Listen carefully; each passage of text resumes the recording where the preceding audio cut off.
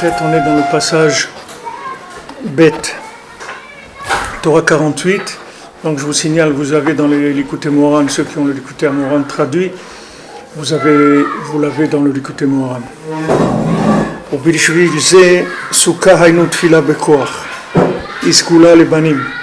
C'est pour ça que la souka, c'est-à-dire la tfila bekoach, la tfila avec force, la tfila avec enthousiasme, avec engouement, tout ce qu'on peut mettre comme force dans la tfila, c'est une ségoula, c'est une propriété pour avoir des enfants. Donc Rabbeinu dit que la souka c'est la tfila, c'est-à-dire que la tfila c'est une souka, c'est-à-dire c'est un lieu de résidence. La parole c'est le lieu de résidence de l'individu. C'est pour ça qu'après Sukkot, il y a Shmini Atzeret, c'est-à-dire ça s'appelle Shmini Atzeret, Shanukva Atzeret Vekoletet Hatipa. Que la femelle, Nukva c'est la femelle, elle Otzeret, c'est-à-dire elle retient et elle prend la tipa, la goutte, chez l'otapil pour qu'il n'y ait pas d'apala, c'est-à-dire pour qu'il n'y ait pas d'avortement, c'est-à-dire que ça tombe pas. Alors spirituellement, le principe c'est que depuis Rosh Chodesh Elul, que ça commence le Inyan de Tchouva, on commence à préparer Ani les Dodiv et Dodili, c'est-à-dire moi je suis Hachem et Hachem il est avec moi, c'est-à-dire que c'est un lien de Yichud, c'est-à-dire c'est le Yichud entre Knesset Israël et Kadosh Baruch Hu, c'est-à-dire entre chacun et Hachem, on commence l'union avec Hachem pendant tout le mois d'Elul, après à Rosh Hashanah, après pendant les 10 jours de Tchouva, tout ce Zman-là, Yom Kippour, et Sukkot, c'est là où Mamash y a le principe de la fécondation qui commence. C'est-à-dire à Sukkot, c'est la fécondation de tout ce qui a été fait comme Avodat Hashem depuis le Rosh Chodesh Elul. Ça a commencé à la fécondation, c'est-à-dire le début de la formation du fœtus, si on veut, spirituellement. Et Shmini Atzeret, c'est le jour de Shmini Atzeret, ça veut dire que c'est là où on va retenir, c'est-à-dire ce fœtus-là, il va être retenu et il va donner un enfant. C'est-à-dire ça, c'est le principe spirituellement dans Avodat Hashem, c'est ce qui va se passer. C'est-à-dire que tout ce qu'on a fait comme tentative de rapprochement avec Hashem pendant tout le mois de Elul, et Rosh Hashanah, et les 10 jours et de Tchouva et Yom Kippour, et Sukkot, tout ça maintenant, on va en faire un enfant, c'est-à-dire qu'on va passer à un autre niveau. C'est-à-dire que maintenant, tout ça, il faut que c'est pour ça que Rabbi Nathan, il était makpid, quand les gens disaient Sukkot c'est passé, ça s'est passé, comme on dit à quelqu'un, comment ça s'est passé Sukkot? C'est-à-dire Rabbi Nathan était makpid qu'on ne dise pas c'est passé, il disait il n'est pas passé, il est rentré Sukkot. Il est rentré, il n'est pas passé. C'est-à-dire que si tu dis il est passé, c'est comme quelqu'un, il a pris une douche et c'est passé, l'eau n'est pas rentrée en lui, il s'est lavé et puis il est sorti, c'est tout. Maintenant, les chagim, ce n'est pas des choses qui passent sur nous, c'est des choses qui rentrent en nous. C'est-à-dire que normalement, après tout événement, de toute fête, que ce soit les chagim, ou que ce soit Hanouka, ou Purim, ou tout, on doit être différent. C'est-à-dire, à quoi ça sert ces moments-là? C'est des moments de rencontre avec Hachem. Pourquoi? C'est pas un colloque de rabbin pour qu'après chacun il repart chez lui il a rien dans les poches. C'est des moments de rencontre où il va rester quelque chose de ça. C'est-à-dire que l'individu va se sentir transformé. Alors ce principe-là de Shmini Atzeret, c'est pour garder cette chose-là. Alors ça bien sûr, ça va nous donner ça va nous donner toute la dimension de la prière, c'est-à-dire toute la dimension de la prière que maintenant quand quelqu'un il va prier sur quelque chose, c'est comme ça qu'il va garder la chose. C'est-à-dire la chose elle va rester parce que la chose il a prié dessus. Donc du moment où il a prié dessus, il a créé la soukha dans laquelle va se développer ce fœtus-là, qui est la chose qu'il a faite. Si quelqu'un il a découvert quelque chose dans la Torah, où il a fait une action, même une mitzvah ou autre, une tzedaka, ce qu'il a fait, mais il n'a pas prié, alors cette chose-là, elle reste pas. Il faut lui donner quelque chose qui la maintienne. Comme l'encre ou les choses, ils mettent des choses qui fixent, un fixateur. Avant, il y avait ça dans la photo. Aujourd'hui, je ne sais pas comment ça marche, c'est tout des machines, mais avant, on avait les bains. Les bains, il y avait le révélateur et il y avait le fixateur. Maintenant, si vous passez la photo dans le révélateur, c'est très beau, mais si vous ne la passez pas dans le fixateur, quand vous sortez, toute la couleur de la photo, elle s'en va. Parce que le fixateur, il fixait les couleurs sur le papier. Maintenant, ça, c'est pareil. La prière, c'est le principe de la fixation des choses. C'est-à-dire, quand maintenant j'ai prié, j'ai créé une fixation pour la chose que j'ai faite. C'est-à-dire que maintenant, pourquoi maintenant j'ai créé une fixation? Pourquoi la prière, elle fixe? D'après ce qu'on a vu, c'est ce que le Rebbe a dit avant. On comprend pourquoi. Parce que maintenant, la prière, ça veut dire que maintenant, j'associe Hachem à ce que j'ai fait, ou à ce que j'ai appris, ou à ce que j'ai mangé, ou à tout, n'importe quoi que j'ai fait.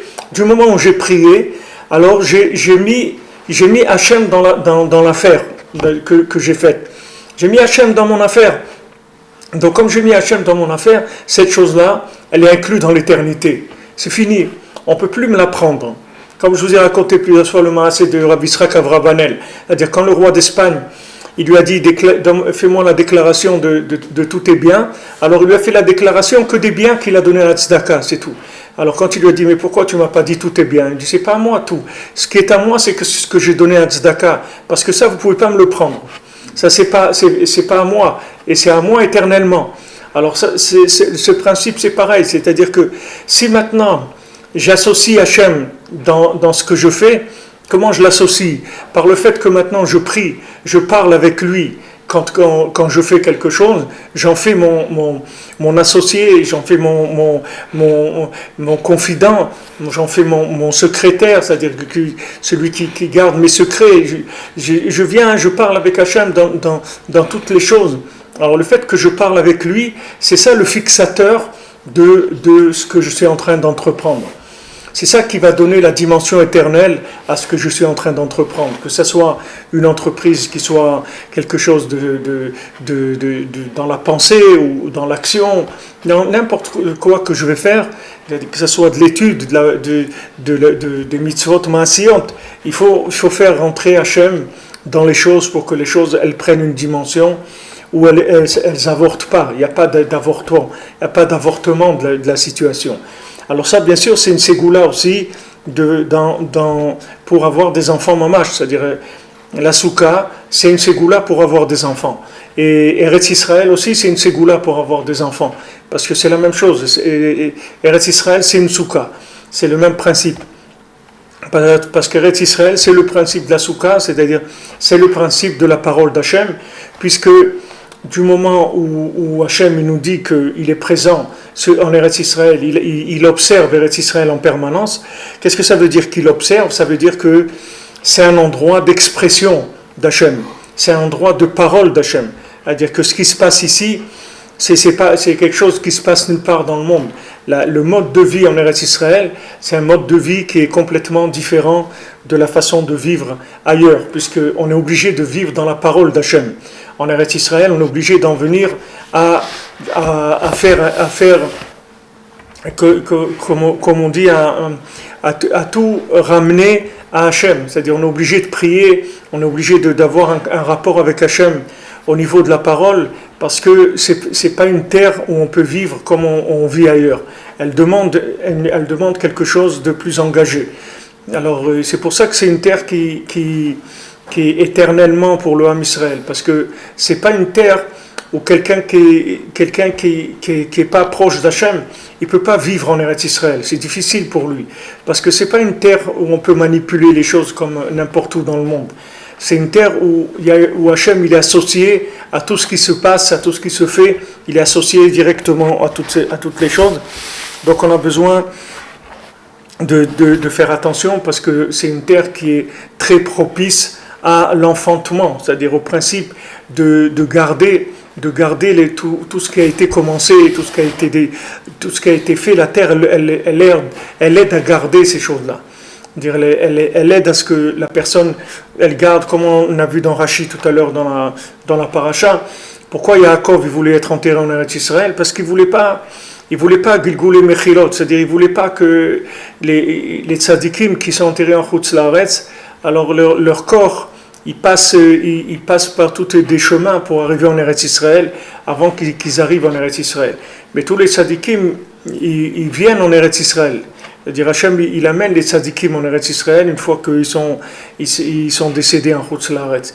Mais c'est quand même pas agréable, c'est quelque chose qui est assez difficile. Ce voyage-là il est assez difficile et c'est pour ça que Yaakov voulait pas rester il voulait pas qu'il l'enterre en Égypte. Il a dit tu m'enterres pas ici, je vais te enterrer à Hebron, je veux que tu le mettes en Eretz Israël directement. Parce que pour les tzadikim, de toute façon ils finissent en Eretz Israël, donc ils préfèrent y être directement.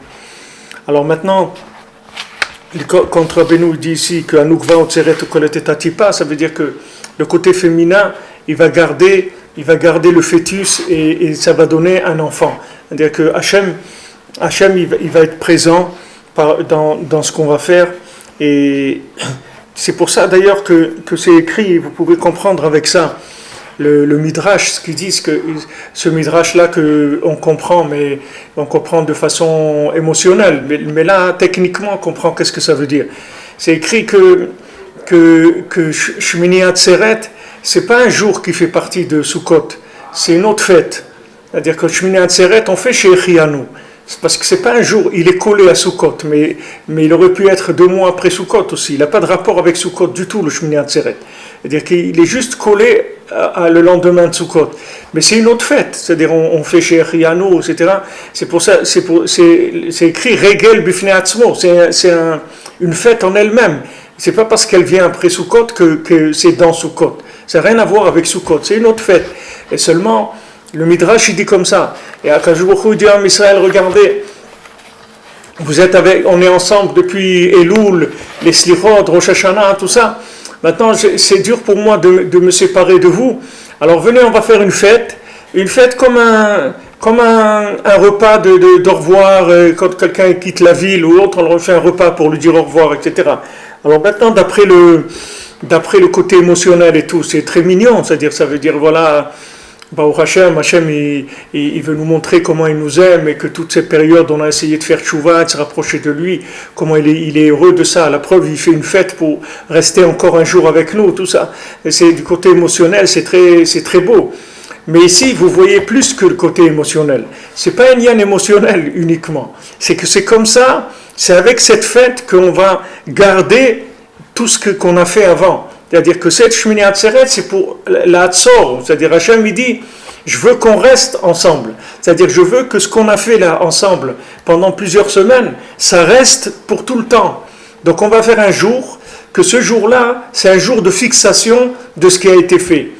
On va fixer maintenant toutes les choses, de manière à ce que ça arrête en vous toute l'année jusqu'au prochain rendez-vous. Que toute cette chose-là, elle va se développer, elle va faire des enfants, etc. On va avancer. Donc ici, on voit plus techniquement qu'est-ce qui se passe. C'est-à-dire que le Midrash, quand il dit, alors c'est beau parce qu'on dit, voilà, Hachem, il nous aime, il veut rester avec nous, etc. Mais ici, ça va plus loin que ça. C'est-à-dire qu'on voit que c'est comme ça qu'on arrive à garder la chose. C'est-à-dire le fait que maintenant Hachem, il nous donne la possibilité de l'associer à nos actions, c'est uniquement pour qu'on puisse éterniser cette chose-là. C'est la façon d'éterniser la chose. Alors que si on fait une action dans laquelle on n'a pas mis Hachem, même si c'est une très belle action, même si elle est magnifique, mais c'est une action qui va finir par être... Elle va être... il y a de l'érosion, comme on dit dans ce monde. Il y a de l'érosion, c'est-à-dire il y a des choses qui viennent, qui rongent les choses. C'est-à-dire que quelqu'un maintenant, il a fait quelque chose de beau, Quelqu'un m'a dit ça à Hanouka, Shabbat Hanouka à Ouman. À un moment, il se sentait tellement bien et tout. Et il m'a dit, Rav frère, j'aimerais éterniser ce moment-là. J'aimerais éterniser. Des fois, on vit des moments qui sont beaux. On dit c'est trop beau pour que ça passe. Alors, il y a des gens, bon, ils prennent des photos ou trucs, mais le Shabbat, on ne peut pas prendre des photos. Et des gens, ils font des vidéos aussi, mais ça, on ne peut pas. Shabbat, on ne peut pas. Alors, comment on va faire? Comment on va faire pour éterniser des moments? C'est quelqu'un, il a vécu tellement de bons moments chacun dans sa vie, que s'il était arrivé à éterniser tous les bons moments, Bémet, il n'aurait plus jamais de mauvais moments dans sa vie. Parce que s'il arrivait à faire que les vaches grasses restent toujours là, et qu'il soit toujours conscient de tous ces bons moments qu'il a vécu dans sa vie, les maasés, il serait heureux tout le temps. C'est-à-dire, même s'il passe des périodes difficiles, mais il serait heureux. Le problème, c'est qu'on oublie. Le problème, c'est qu'on oublie, c'est-à-dire qu'il y a l'érosion de ce monde, et l'érosion de ce monde, c'est les vaches grasses, et les vaches maigres, elles viennent, elles mangent les vaches grasses, et elles les font disparaître en elles, complètement. C'est-à-dire les jours difficiles, ils font passer complètement le souvenir des jours qui étaient bien. Et même si on a des souvenirs, des photos, des choses, des enregistrements, ils ne sont pas vivants, c'est-à-dire on n'arrive pas à les ramener, à les faire vivre aujourd'hui. Alors ce que la Torah nous donne comme conseil, c'est pour qu'on puisse éterniser le bien qu'on a, c'est-à-dire mamash, qu'on puisse l'exploiter tout le temps, qu'on ait tout le temps ce bien avec nous, c'est-à-dire que le bien ne soit pas momentané, qu'il reste avec nous tout le temps. Donc le conseil de la Tfila, c'est un conseil de comment conserver le bien, de manière à ce que le bien il reste actif en nous, que ce ne soit pas les passifs, que ce soit les actifs. Les actifs, qu'est-ce qu'on appelle les actifs, on dit les actifs, vous avez des actifs, qu'est-ce que c'est des actifs? C'est des choses que vous pouvez utiliser maintenant, c'est ça les actifs. Les actifs sur les comptes en banque, c'est l'argent que la personne a. Les passifs, c'est tout ce qui a été dépensé, toutes les opérations qui ont été faites. Mais les actifs, c'est ce qu'il y a maintenant, qui est vivant, c'est-à-dire qu'on peut utiliser. Alors là, la Hetza, c'est comment, le conseil que Rabbeinu donne ici, que c'est un conseil de la Torah, c'est comme ça qu'on va arriver à éterniser le bien. C'est-à-dire pour que ce bien, et les mains, si on arrivait à réunir ce bien-là en nous, tout le bien qui est rentré en nous, si on arrivait à le garder, on serait vraiment très très bien, on serait des tzadikim. Mais le problème, c'est qu'on perd les choses. C'est-à-dire on les rentre et après elles repartent. C'est-à-dire elles ne restent pas. C'est-à-dire il y a des avortements qui se font sans arrêt. Il y a des situations qui viennent, qui avortent complètement. Il y a des gens, tout ce qu'ils ont eu dans leur vie, et ça disparaît. Il y a des gens qui perdent tout ce même qu'ils ont fait, des gens qui étaient dans la Torah, qui ont vu des choses, qui ont connu des tzadikim, tout ça, ça part. Les gens, ils restent avec rien du tout. Et ils ont vu des choses dans leur vie. Il y a beaucoup de gens, ils ont vu des belles choses dans leur vie. Ils ont vu des choses magnifiques. Alors, Rabbeinu donne un conseil, comment ne pas avorter le bien dans sa vie. Comment ne pas avorter le bien, comment le bien il va rester tout le temps vivant.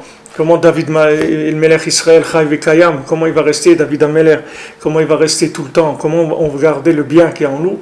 C'est avec le fait qu'on associe Hachem par la Tfila dans tout ce qu'on va faire. C'est-à-dire dans ce qu'on va faire, on va y mettre la parole divine, la parole avec Hachem, le dialogue avec Hachem. Et à ce moment-là, ce dialogue-là, il va créer le placenta, il va créer l'atmosphère dans laquelle le fœtus il va se développer et il va être retenu dedans. Il va pas avorter. Donc le Shmini Atzeret, c'est ça, c'est pour éviter l'avortement. C'est ça qui est écrit, tu vas tesukeni, c'est-à-dire tu vas m'envelopper dans le ventre de ma maman. Aïnou prinat sukana, c'est prinat ibur. C'est-à-dire qu'avec la souka, on a fait le hibour. C'est-à-dire la souka, ça a fait le fait qu'il y a eu le fœtus qui s'est fait. Au Bilshvizé, Batit Palel Chana l'Hachem. C'est pour ça que Chana, elle a prié sur Hachem. Qu'est-ce que ça veut dire Al Hachem? C'est-à-dire, elle a prié sur Hachem. Normalement, quand on dit Batit Palel, elle a prié El Hachem. On a prié à Hachem, on n'a pas prié à Hachem, sur Hachem. C'est-à-dire, on a prié sur Hachem. Ça veut dire que maintenant, c'est Prinat Souka. C'est la Souka. Ça veut dire Titpalel à Hachem. Ça veut dire qu'elle était avec Hachem dans la Souka. C'est-à-dire que c'était sur Hachem. La Souka, Hachem, il était dans la Souka. Alors, c'est pour ça que quand Hana elle a prié pour avoir un enfant et qu'elle a eu Shmuel, donc Shmuel il est devenu Kadosh Lachem. Shmuel c'était un prophète et depuis qu'il avait 3 ans, elle l'a amené au Mishkan de Shiloh avec Eli Cohen et il est resté là-bas. Il a grandi là-bas et il est resté là-bas. C'est devenu le prophète du Ham Israël.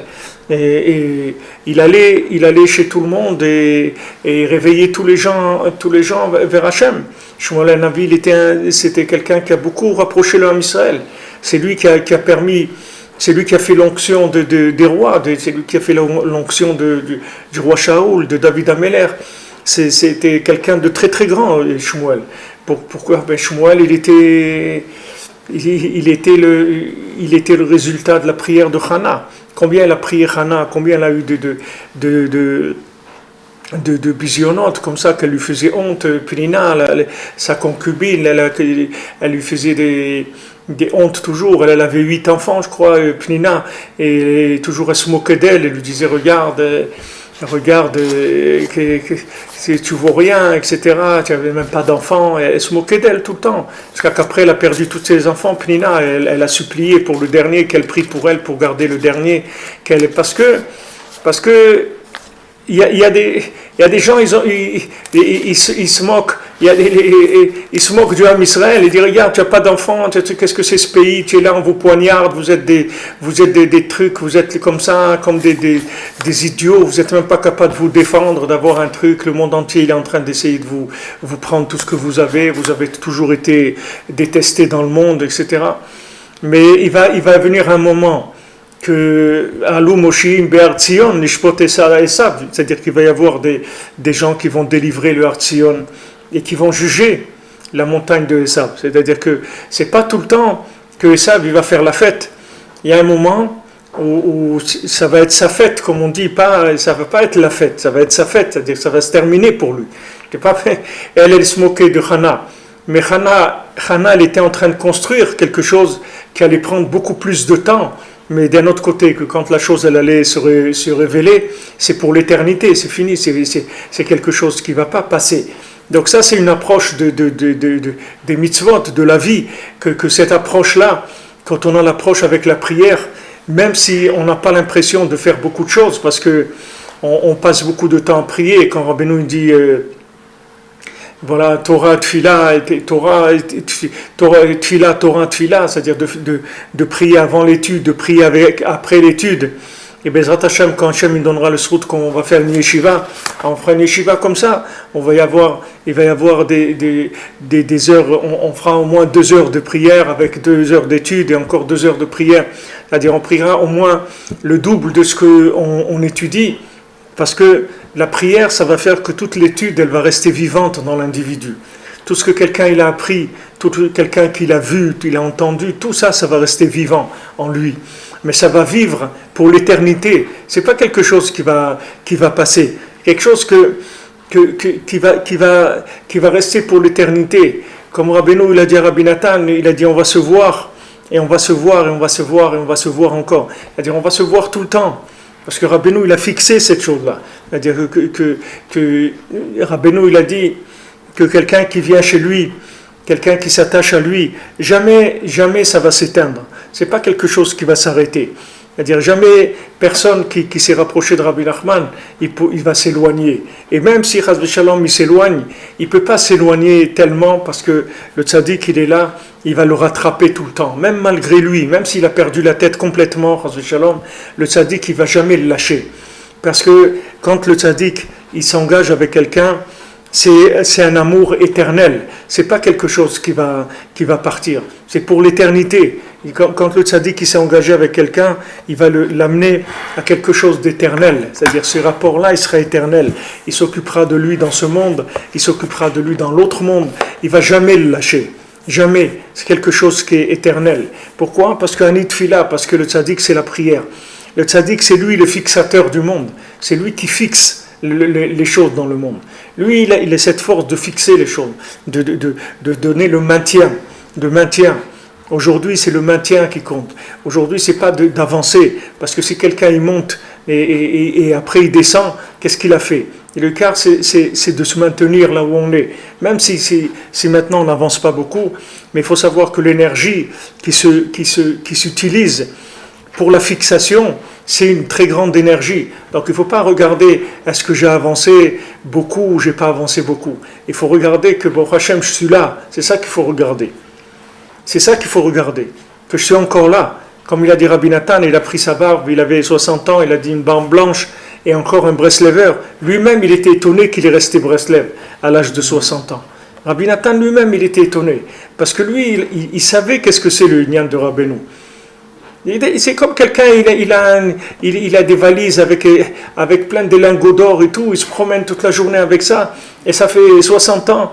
Donc Rabbi Nathan, à 60 ans, ça faisait 38 ans qu'il était Breslev, puisque Rabbi Nathan, il s'est rapproché de Rabbeinu à l'âge de 22 ans. Et 60 ans, ça faisait 38 ans qu'il était avec Rabbeinu. Alors quelqu'un, pendant 38 ans, il se promène avec des valises, avec de l'or, et jamais personne ne lui a volé, même pas un lingot. Alors c'est quelque chose de très étonnant, c'est quelque chose d'extraordinaire, de pouvoir comme ça garder la richesse pendant une vie entière, mais c'est quelque chose de merveilleux. Quelqu'un qui arrive à rester avec Rabbi Nachman jusqu'à la fin de sa vie, c'est quelque chose qui est au-dessus des lois naturelles. Ça veut dire qu'il y a eu un lien qui s'est fait, quelque chose de très très fort.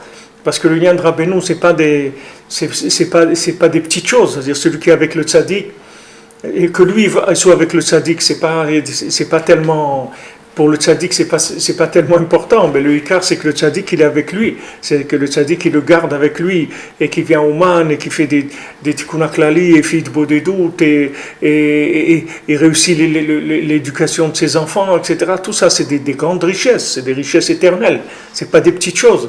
Alors tout ça, avec la tfila, Ani tfila, David Amer dit Ani tfila, moi je suis la prière, moi je suis que de la prière, c'est tout ce que je suis, ça veut dire que je vais rester là tout le temps, c'est ça là, je suis là. Quand il dit Ani tfila, les gens ils croient que quelqu'un il est dans la prière, ils disent le pauvre, qu'est-ce que vous voulez, il prie, au moins ça le calme, comme ils disaient les trucs là-bas, je ne vais pas dire les noms de ces livres-là, mais c'est l'opium du peuple.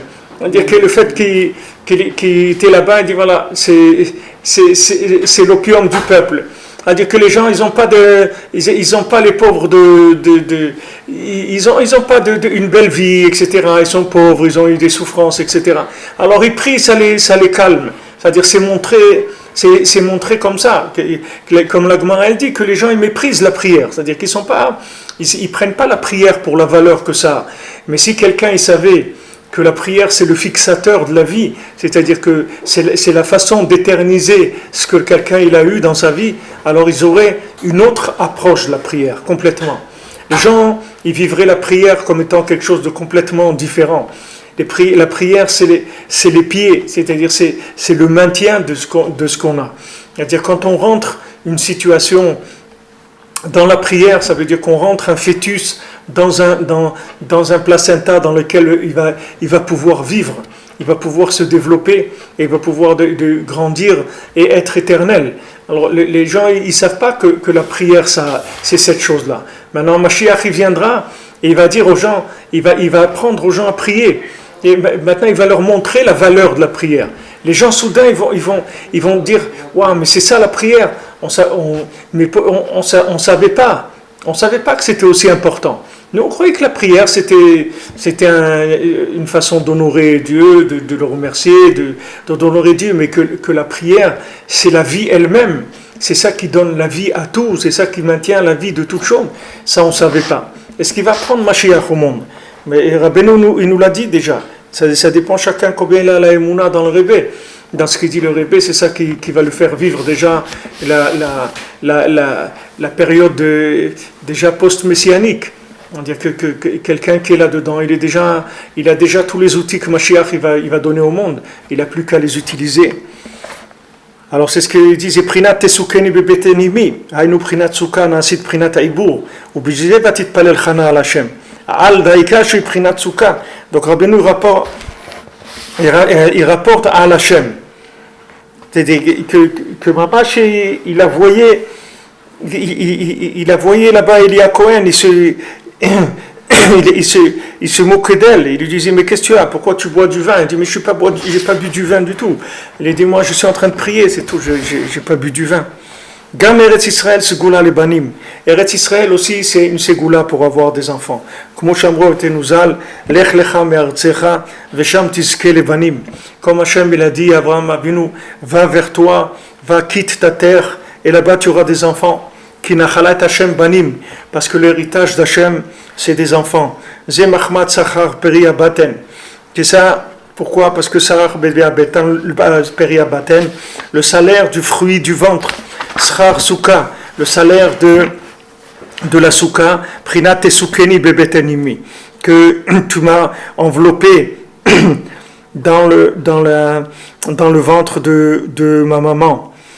Alors maintenant, Abraham et Sarah, ils n'avaient pas d'enfants. Uniquement après que Hachem il leur a promis qu'ils allaient avoir un enfant, et qu'ils étaient déjà âgés, etc. Alors ils ont su qu'ils allaient avoir un enfant. Alors maintenant tout le Inyan que Hachem il leur a dit vous allez avoir un enfant, ça s'est réalisé par le fait qu'ils sont montés en Eretz Israël. C'est-à-dire que maintenant il y a écrit Lech lecha mi'artzecha ve'esra legoy gadol. C'est écrit va vers toi, quitte ta terre et je vais faire de toi un grand peuple. C'est-à-dire que maintenant, c'est lié avec ça. C'est-à-dire que c'est la façon que tu vas devenir un grand peuple. Quand tu vas venir en Eretz Israël, tu vas devenir un grand peuple. Pourquoi? Parce que là-bas, tu rentres dans la souka. Eretz Israël, c'est une souka. Est-ce que tout le zman qu'on est en Eretz Israël, c'est la souka. C'est-à-dire qu'on est en train de développer quelque chose d'éternel. Ce qui se passe en Eretz Israël, c'est quelque chose c'est de l'éternité aujourd'hui. Ce qu'on est en train de mettre en place, c'est quelque chose d'éternel. On travaille que dans de l'éternité. On n'est pas en train de travailler dans quelque chose qui va y avoir un changement quelconque dans 5 ans ou dans 10 ans. C'est quelque chose d'éternel. Chaque truc qu'on place, il va rester éternellement. Donc c'est sûr que sur ça, il se passe les problèmes qui se passent et c'est sûr qu'il y a des attaques, etc. Mais ces attaques, ces difficultés, au contraire, c'est elles qui nous montrent la valeur de ce qu'on est en train de faire. La valeur de ce qu'on est en train de faire, c'est-à-dire que toute cette révolte qu'il y a, toute cette haine, etc., elle vient contre le fait qu'on est en train d'éterniser des choses. Si c'était des choses passagères, il n'y a personne qui nous aurait embêtés. Mais le fait que maintenant on est en train de rendre éternelles toutes les choses qui sont en train de se faire, pour le bien de toute l'humanité, mais l'humanité elle ne sait pas ça. Mais tout ce qu'on est en train de faire en Eretz Israël, c'est quelque chose d'éternel. C'est pas quelque chose qui va passer. C'est un bien pour toute l'humanité. Chaque personne qui fait la Torah en Eretz Israël, qui vit en Eretz Israël, qui fait la Torah, qui prie, qui fait des mitzvot, etc., ça, c'est des dimensions qui aident toute l'humanité à se maintenir. Parce que chaque fois qu'on fait une mitzvah en Eretz Israël, on associe Hachem à la vie dans ce monde. Et le fait qu'on associe Hachem à ce monde, c'est ça qui fait que ce monde il reste viable pour tout le monde. Sinon, ce monde il aurait été détruit. Si jamais il n'y avait pas Eretz Israël, le monde il aurait été détruit. Et même s'il n'aurait pas été détruit complètement, il aurait été détruit partiellement. Parce que même partiellement, il y a des parties entières du monde qui peuvent disparaître. Ce maintien, il se fait grâce au fait qu'il y a un développement en Eretz Israël et que le maintien d'Eretz Israël de façon éternelle, c'est ça qui permet au reste du monde de se maintenir derrière. Comme Rabbeinu il a dit si quelqu'un il est attaché à moi, alors que celui qui sera attaché à celui-là, qui sera attaché à moi, je le sortirai aussi. Il a dit que si je sors quelqu'un de la boue, à celui qui est attaché à celui-là que j'ai sorti de la boue, lui aussi je vais le sortir de la boue. C'est-à-dire que c'est une chaîne. C'est pas les gens, comme on dit, ils sont déchaînés. Les gens ils veulent se déchaîner. Ils sont déchaînés. C'est-à-dire qu'ils veulent se déconnecter de ce qui est leur propre vie. C'est comme un petit bébé dans le ventre de sa mère s'il veut couper le nombril. Il dit ce nombril il m'embête et tout, il me gêne quand je me tourne, etc. Mais si tu coupes le nombril, mon ami, tu vas mourir. C'est de là où tu vis. Ne coupe pas le nombril. C'est pas ça qu'il faut couper, il va couper autre chose. Si tu es énervé, il va voir d'autres endroits dans le monde et tu vas passer tes nerfs là-bas, mais c'est pas ici, c'est pas sur ici, parce que tu es en train de scier la branche sur laquelle tu es assise. Et il faut que tu fasses attention, parce que c'est le maintien du monde. Alors il a dit à Abraham Avinu, Lech lecha, va vers toi, quitte ta terre, va vers Israël. Et là-bas, je vais faire de toi un grand peuple. Donc on voit de ça, mes fourrages dans la Torah, explicitement dans la Torah, que la terre d'Israël, elle est Mesugalet Lebanim, c'est-à-dire que c'est une propriété pour pouvoir avoir des enfants. C'est au niveau physique lui-même, puisqu'il a dit, va là-bas, c'est là-bas que la promesse que je t'ai dit, que tu auras un fils, elle va se réaliser. Mais c'est valable aussi pour spirituellement, c'est-à-dire que si quelqu'un il veut se maintenir, il veut faire une avodat Hashem qui soit éternelle, c'est en Eretz Israël qu'il va avoir ça. C'est pas en Chutz La'aretz, parce qu'en Chutz La'aretz, c'est l'avodat Hashem de Chutz La'aretz, ça n'a rien à voir avec Eretz Israël. C'est en Eretz Israël, tout est éternisé.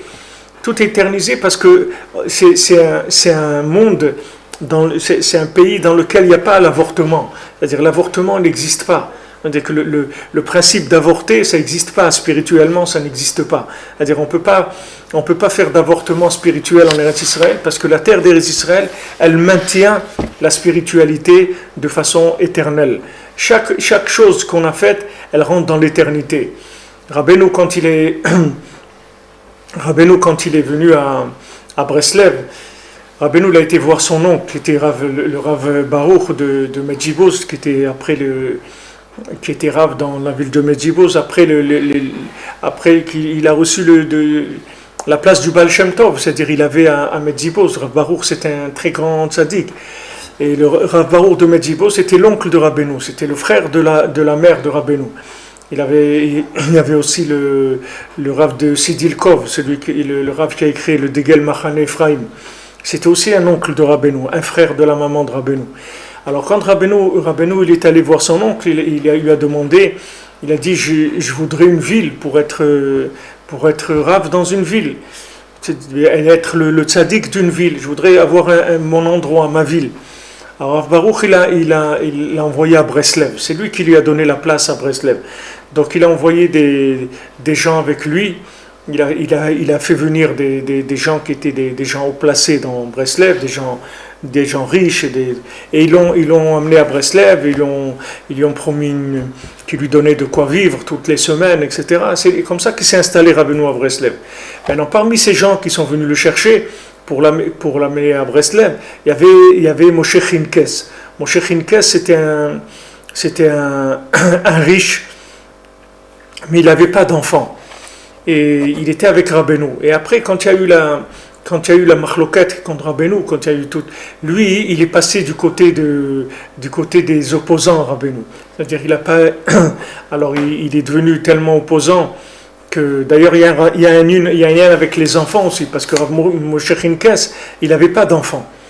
Alors, Rabbeinu il lui a dit, divorce de cette femme et marie-toi avec une autre femme et tu vas avoir des enfants. Et lui, il était énervé, il ne voulait pas faire ça. Mais après, quand Rabbeinu il est décédé et qu'il est venu voir Rabbi Nathan et tout, Rabbi Nathan lui a dit, Rabbeinu, il t'a dit déjà quoi faire. Alors il s'est mis d'accord avec sa femme, il lui a donné la moitié de sa fortune, etc. Il s'est remarié et il a eu des enfants. Mais il a passé une période de sa vie où il était contre Rabbeinu. Alors quand il était contre Rabbeinu, il est venu chez Rabbeinu, il lui a dit, je voudrais enlever même le mérite de la tzedaka que je vous ai donné. Je ne voudrais pas du tout d'avoir de rapport avec vous, etc. Rabbeinu lui a dit, ça tu ne peux pas faire. Ça tu peux pas, ça tu ne pourras jamais l'enlever. Ce que tu m'as donné, jamais tu pourras l'enlever. C'est fini. C'est pour l'éternité. Quelqu'un, même, regardez comment il a perdu la tête. C'est-à-dire, pour arriver à ça, il fallait qu'il ait vraiment perdu la tête. Qu'est-ce qu'il va faire du rattrapage de la tzedaka, de dire qu'il ne veut pas, etc. Il a vraiment perdu la tête complètement. Même si quelqu'un, il perd la tête, ce qu'il a fait, c'est, avec Rabbeinu, c'est tout éternisé. Il n'y a pas de choses qui vont et qui viennent. Ça va que dans un sens avec Rabbeinu. Il n'y a pas de possibilité d'avorter des choses. Ce qui s'est investi, c'est pour l'éternité. Quelqu'un ne peut pas revenir en arrière. Et même lui, il a été zoché après qu'il a eu des enfants sur Moshe Chinkes. Il a écouté Rabbeinu que après. que quand il est venu chez Rabbi Nathan, c'est là, Rabbi Nathan lui a dit, le Rebbe t'a dit déjà quoi faire, qu'est-ce que tu es en train d'attendre? Alors après, il a fait ce que Rabbi nous a dit de faire, il a eu des enfants. Alors Rabbi nous dit, qui Ikar Eretz Israël, on l'a aidé Koach Ma'asav, parce que le Ikar d'Eretz Israël, on a vu, c'était Koach Ma'asav, c'est-à-dire le Eretz Israël, c'est ce qui montre le Koach Ma'asav, le pasouk de Bereshit, les 28 mots, les 28 lettres. Mosh Katuv Koach Ma'asav. Et Ged Le'amon la tête laem, la Chalat Goïm. La force de ses actions. Il a dit à son peuple pour leur donner l'héritage des nations. C'est-à-dire que maintenant, comment on hérite des nations? Par le fait qu'on sait que Eretz Israël, c'est Hachem qui l'a créé comme tout le reste, mais c'est Hachem qui nous l'a donné. Par le fait qu'on est conscient que c'est Hachem qui nous l'a donné, c'est ça qui nous permet de maintenir Eretz Israël pour toujours. Vekoach hazeh ou prinat sukkah. Maintenant, qu'est-ce que c'est ce koach d'Hachem? Que ce koach, c'est 28 lettres de la création, c'est la soukha. Qu'est-ce que c'est la soukha? Kol atzmontai tomarna. Tous mes os, ils vont dire, c'est-à-dire que d'arriver à la soukha de kol atzmontai, que mes os ils vont dire la parole d'Hachem. C'est la tfila bekoach que David Amelech dit. Même mes os, ils sont inclus dans la prière, c'est-à-dire eux aussi, ils parlent dans la prière. Prinat begidim va'atzamot esochecheni, comme c'est écrit dans des guidim et des atzamot, avec des nerfs, des muscles et des os, tu vas m'envelopper. C'est-à-dire que le bébé, le bébé, il est enveloppé complètement dans des muscles et dans des os, comme un individu, toutes les parties qui sont l'intérieur, le cœur, etc. C'est tout enveloppé dans une enveloppe un squelette avec des os, des nerfs et des muscles. C'est ça qui enveloppe la personne. Donc le bébé, il est enveloppé là-dedans. Prinat ve'asim devarai bepicha ou betzel yadi kisitira. Donc Rabbeinu ici, il revient à ce qu'il nous avait dit au début. C'est Beprinat, qu'est-ce que c'est la soukha? Vasim devarai bepicha ou betzel yadi kisitira. Quand je mettrai mes paroles dans ta bouche, dans l'ombre de ma main, je te recouvrerai. Donc on voit qu'en mettant les paroles d'Hachem dans ma bouche, c'est-à-dire quand maintenant avec ma bouche, j'associe Hachem à ma vie, dans tout ce que je vis, j'associe Hachem, à ce moment-là, la main d'Hachem, elle me recouvre. C'est-à-dire que je vis dans l'ombre de la main d'Hachem. C'est-à-dire que je vis sous la protection d'Hachem. Parce que j'ai inclus Hachem dans ma vie avec la parole. C'est-à-dire que maintenant, Hachem, il met ses paroles dans ma bouche. Donc ça, il faut savoir que c'est cette attitude-là de la communication avec Hachem, c'est une question, c'est-à-dire il faut adhérer à cette attitude-là, à ce principe. Ensuite, Hachem lui-même, il va mettre ses paroles dans ma bouche. C'est-à-dire une fois que je vais devenir quelqu'un qui cherche à se connecter à Hachem, à parler avec Hachem, à dire à Hachem, voilà tout ce qui se passe avec lui, même à des moments où il va oublier lui de parler avec Hachem, Hachem il va lui rappeler, et Hachem il mettra les paroles dans sa bouche, même s'il n'a pas. Pourquoi? Parce que Hachem c'est la bouche des gens, c'est la résidence d'Hachem dans le monde. La Shrina c'est le Dibour, la résidence d'Hachem elle est dans la parole. C'est-à-dire que quand Hachem quand il a fait le Mishkan, pourquoi Hachem il n'a pas fait le Mishkan avant? Pourquoi le tabernacle il n'a pas été fait avant? Pourquoi Hachem il n'a pas fait le tabernacle au moment de Matan Torah? Parce qu'il pensait que les gens ils allaient parler avec lui après Matan Torah, puisque maintenant il y avait eu le poison du serpent, il était parti. Toutes les conséquences de la morsure du serpent, elles avaient disparu. Que les gens maintenant, ils n'allaient plus mourir, puisqu'il y a eu la Torah qui a été donnée, comme elle a été donnée, ils allaient devenir éternels. Donc Hachem, il a dit, ça y est, c'est fini, maintenant ils vont rentrer dans une conscience permanente de communication avec moi. Et à ce moment-là, ça y est, le monde il va être réparé. Mais comme maintenant, à Matan Torah, on n'était pas shalem, c'est-à-dire on n'était pas prêt, on n'était pas complet pour un engagement total. Donc l'engagement, il a été très partiel, et c'était juste un engagement pour supporter ce que Hachem il voulait nous imposer, etc., avec Moshe Rabbeinu. Donc on a supporté. Mais après, on a fait la faute du veau d'or. Alors quand on a fait la faute du veau d'or, Hachem il a dit, vous allez faire le Mishkan, et je vais résider parmi eux. Vous allez faire le Mishkan et je vais résider parmi eux. C'est-à-dire que maintenant le Mishkan, c'est un rattrapage de la faute du veau d'or. Pourquoi c'est-à-dire que le veau d'or c'est quoi? Le veau d'or c'est le fait que les gens ils voulaient pas communiquer avec Hachem. Parce qu'ils ont dit si on commence à communiquer avec Hachem, c'est terminé, on va se lier. Comme il dit Rabbi Yitzhak, il dit regarde, quelqu'un il a un problème. Il a un mauvais comportement, etc. Il n'arrive pas à s'en sortir avec cette chose-là. Maintenant, si tous les jours il vient parler avec Hachem de cette chose-là, il y a un moment où il va se passer quelque chose chez lui qui va dire ça y est, il y en a marre. Ça y est, jusqu'à quand je vais continuer ce jeu-là? À chaque fois je viens, je parle avec Hachem, après je refais tout. Ça y est, il y a un moment. Combien de temps je vais pouvoir continuer à faire le fou comme ça et en même temps je te promets, bon ça y est, je vais faire et tout, après je le fais pas. Combien de temps je vais faire? Il y a un moment, ça y est, je vais finir. C'est-à-dire, on voit que le fait d'en parler tout le temps, c'est quelque chose qui va finir par gagner. C'est-à-dire, cette chose-là, elle va gagner. Si quelqu'un maintenant il fait quelque chose, il fait quelque chose de pas bien avec son prochain, il vient lui dire, regarde, tu sais, j'ai fait quelque chose pas bien, je vais parler de la shonara sur toi, etc. Par exemple, il prend sur lui, il dit, voilà, à chaque fois que je parle de la shonara sur quelqu'un, je vais le voir et je lui dis. Mais tu vas voir qu'il ne va plus faire de la shonara. Parce que ça y est, il va dire, ça y est, jusqu'à quand je vais continuer ce jeu-là? Je ne peux plus. C'est-à-dire, alors on voit que dans le lien de l'Aïd Bodedut, il y a un engagement. C'est pour ça que les gens ils se sauvent de ça. Et eux, ils ne savent pas, c'est pas conscient, c'est pas Chazvé Shalom que les gens ils veulent pas. Les gens ils veulent, mais le Yetzer Hara, il les laisse pas, parce que Rabbeinu il dit le Yetzer Hara, il te laissera faire tout ce que tu veux, étudier toute la journée, fais ce que tu veux. Mais ça, le Yetzer Hara, il va pas te laisser l'Aïd Bodedut. Parce que il sait que si tu commences à faire ça, c'est le début de la fin pour lui. Ça y est, il peut aller au chômage. Tu as terminé avec lui. Même si ça va prendre 10 ans, 20 ans, 30 ans, mais tu vas terminer avec lui. Pourquoi? Parce que tu ne peux pas tout le temps, c'est-à-dire c'est la solution avec laquelle tu vas terminer d'enlever tout le mal. Parce que tu ne vas pas tout le temps parler avec Hachem et tu vas continuer à faire des bêtises. Il y a un moment où ça y est, la parole d'Hachem, elle va prendre le dessus. Et tu ne vas plus faire de bêtises. C'est-à-dire le fait que tu associes Hachem tout le temps à tous tes déboires, à tous tes problèmes, etc. Il y a un moment où ça y est, ces problèmes ils vont disparaître, ces déboires ils vont disparaître, ils ne vont pas rester tout le temps. Donc le Yetzer Hara, il sait ça. Donc, ce qui l'empêche, c'est qu'il empêche les gens de parler. Il dit voilà, le cœur c'est que tu ne parles pas. Comme on dit Paro il se trouve dans la nuque de la personne. Il est dans la nuque et il empêche la parole de sortir. Il étouffe les gens, c'est-à-dire il empêche les gens de croire dans la parole.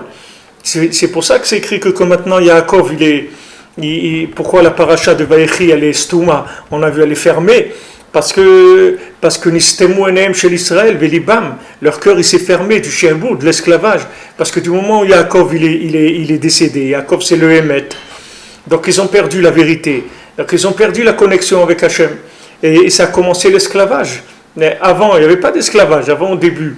Ils ne les ont pas rendus esclaves tout de suite. Au début, ils les ont accueillis, ils leur ont dit, voilà, construisez-vous des maisons, faites du commerce, etc. Ils ne les ont pas accueillis, pris comme des esclaves. C'est petit à petit qu'ils les ont rentrés dans l'esclavage. Mais comment ils sont arrivés à rentrer dans l'esclavage? Parce qu'il n'y avait plus Yaakov Avinu. C'est-à-dire qu'il n'y avait plus Yaakov Avinu, il n'y avait pas cette force-là de leur donner la conscience de la vérité. Donc ils sont tombés dans l'esclavage. Alors là c'est la même chose. Quelqu'un qui est conscient de la vérité. C'est quelqu'un qui vient et dit moi je veux pas je regarder ce qui se passe, ce qui passe pas. Moi je vais parler avec Hachem tous les jours. C'est tout. Je veux pas. Et si le Yetzer vient lui dit mais comment tu es un hypocrite, tu parles avec Hachem, après tu fais des avérotes et des choses, mais tu es fou, tu es un hypocrite. Qu'est-ce que tu fais des avérotes, en plus tu viens parler avec Hachem. Mais tu dois avoir honte de ce que tu fais. Il dit, mais non, voilà, moi je viens, qu'est-ce que tu veux que je fasse? C'est ça que Rabbi Nachman il a dit. Moi je parle avec Hachem, c'est tout. Non, il n'y a pas une contradiction pour moi. Et justement, parce que j'ai tous ces problèmes, c'est justement pour ça que je parle avec Hachem. Maintenant, du moment où il commence à parler avec Hachem, il va entretenir chez lui cette conscience, il va la développer, il va entretenir, il va la développer. Entretenir la conscience, la développer, entretenir cette conscience et la développer. Et après un moment, le Dvar Hachem, la parole d'Hachem, elle va prendre le dessus sur la folie. Parce que quand quelqu'un il a fait des avérotes, alors la Gemara elle dit ça pour le mikvé.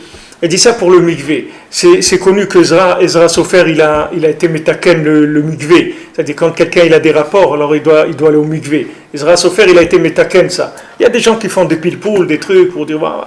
Mais la plupart des poskim de Halacha, ils sont d'accord que ça vient de Takanat Ezra. Que Ezra il a dit celui qui a des rapports, après il faut qu'il aille au mikvé. Alors la Gemara elle dit comment les gens ils étaient attachés à cette chose-là d'aller au mikvé. Il dit qu'une fois il y avait quelqu'un il voyageait et il y avait une femme aussi qui voyageait. Ils se sont rencontrés dans un endroit et ils allaient faire une avéra. Mais après lui il a dit mais il n'y a pas de mikvé ici dans ce coin-là. Il n'y a pas de mikvé alors je peux pas. Et il est parti. Il n'a pas fait la avéra. Maintenant, si maintenant tu dis à quelqu'un c'est un hypocrite, il dit qu'est-ce que tu veux faire une avéra et tu vas aller au mikvé, il dit mais ça n'a pas de rapport. Mais on voit qu'à un moment l'attachement qu'il a eu à la mitzvah d'aller au mikvé, elle a dominé la avéra. Il est arrivé à dominer l'Avera, c'est-à-dire que l'Avera c'est devenu quelque chose qui est devenu secondaire par rapport à l'attachement qu'il avait au mikvé, sur le fait qu'il s'est engagé à aller au mikvé. Lui-même, il voulait aller au mikvé, jamais il a fait ça, d'avoir des rapports de ne pas aller au mikvé. Donc maintenant le mikvé, il l'a protégé. Ça, ce qu'on voit, c'est l'intensité de la chose qui fait qu'elle gagne. C'est pas la mitzvah elle-même. La mitzvah, quand tu la vois, tu ne peux pas voir quelle intensité il y a dans la mitzvah.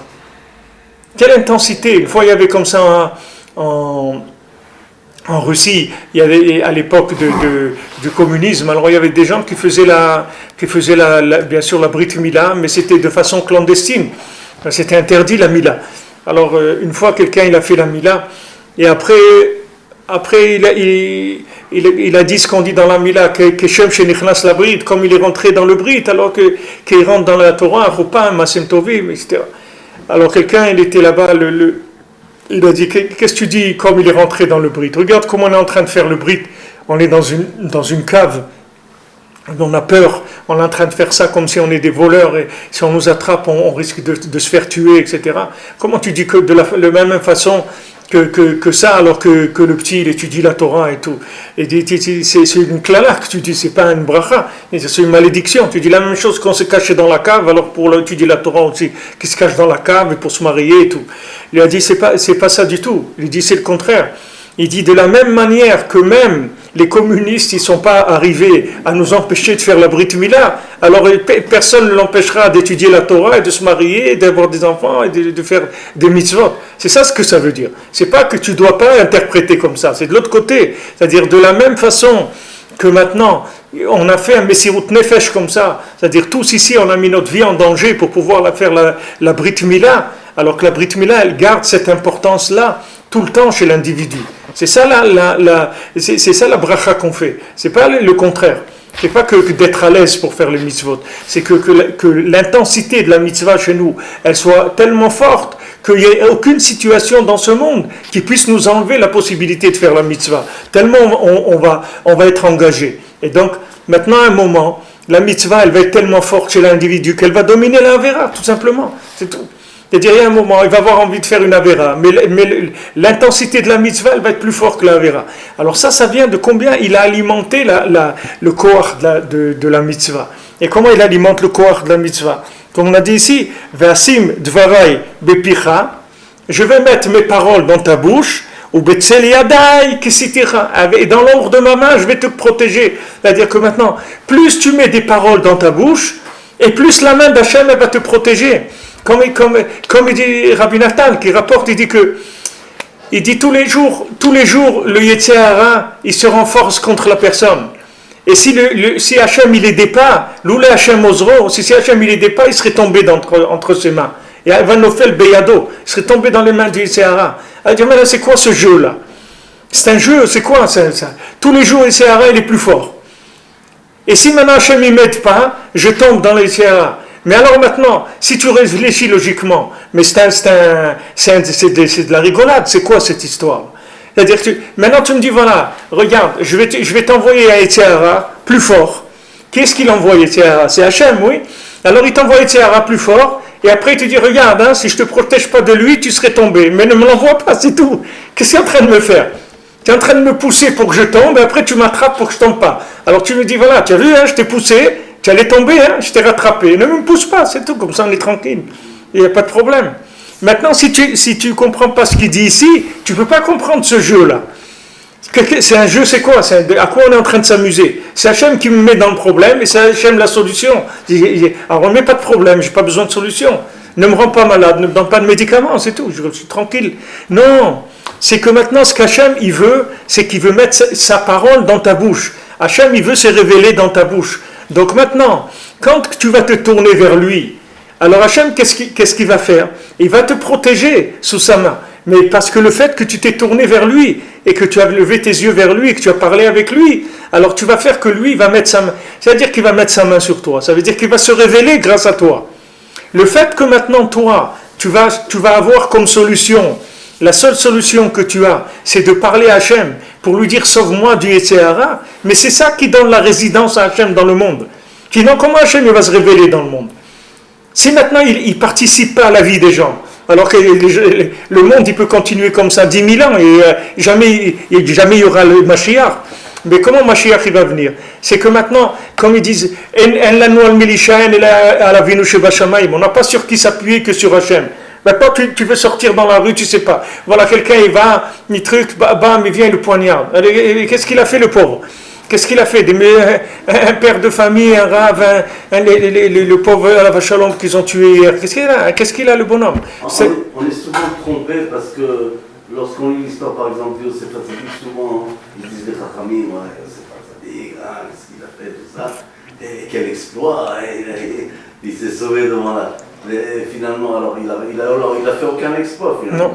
Parce que Dieu lui a envoyé le diogno de son père et ça l'a arrêté. Il n'a fait aucun exploit. C'est comme celui qui cherche une place pour se garer. Alors il dit à Hachem, trouve-moi une place pour me garer. Après il trouve la place, il dit non, Hachem, ne te dérange pas, j'ai trouvé la place. Qu'est-ce qu'il a fait? Il a fait qu'il peut se débrouiller tout seul. Maintenant on dit que non, ils disent non, mais le courage que j'ai de lutter, c'est Hachem qui me l'a donné. Mais Hachem, il se révèle, c'est dans la bouche, c'est pas dans le corps. Hachem, même si maintenant, la force que tu as contre lutter contre le Yitzhara, c'est Hachem qui te la donne. Mais si c'est pas dans la bouche, c'est pas révélé. Si tu l'as pas demandé, c'est pas la peine. Si c'est pas quelque chose qui s'exprime par la parole, il n'y a pas une révélation. C'est tacite. Mais s'il n'y a pas quelque chose de révélé par la parole, on ne sait pas. Donc maintenant, le fait que Hachem il nous affaiblit, c'est pour qu'on parle avec lui, c'est tout. C'est pas parce que Chas Shalom il veut nous rendre plus faibles. Qu'est-ce qu'il veut? Qu'on tombe Chas Shalom entre les mains du Yetzirah et te dit, moi je veux pas. Moi je suis mis le Yetzirah pour que tu m'appelles et que je vienne, c'est tout.